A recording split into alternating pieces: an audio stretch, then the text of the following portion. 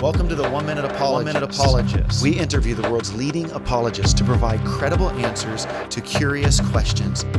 Jim, are scribal variations in the Gospels a problem for us? Well, that's the claim of a lot of skeptics, and this idea that you've got so many places in the Gospels, let's say, where scribes over the centuries have made a small change, an alteration, changed a word, maybe even changed more than one word, changed maybe a passage. So are these a problem? We really can't trust any of it then because we've got some small variations along the way. Throw it all out.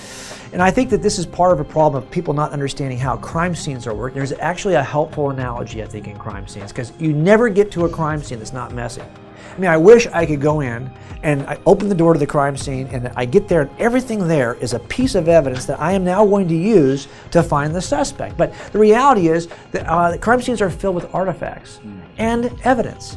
Artifacts are some things that are in the crime scene before the crime even started. Or, let's say it's paramedics who rushed to the scene to save the victim and couldn't save the victim, but now you've got blood smears based on the paramedics, you've got their wrapping materials for the bandages, you've got sutures, all this stuff's everywhere.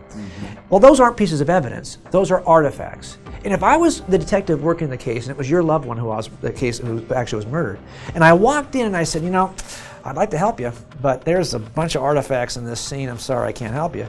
You'd say, well, wait a minute. You're being derelict of duty. You have a duty to separate out the artifacts so that you have enough evidence to make your case.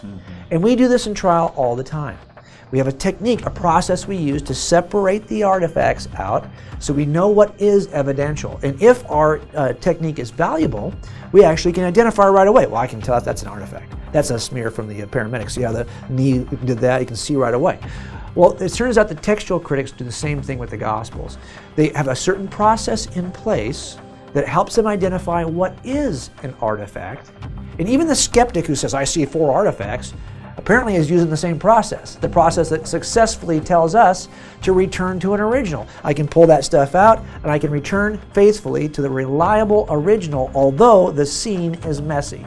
And that's what we're trying to do here. We're going to use the same process of identifying late entries, comparing documents over the years. The more copies we have, the more pictures I have of the scene. If I had a picture every 5 seconds of the scene, I'd be able to go back and get to the original. If I've got manuscripts that span a course of years, I've got a lot of manuscripts, I can compare these to one another and get back to the original. The same process we use in crime scenes, we can use in the Gospels. Thanks, Jim.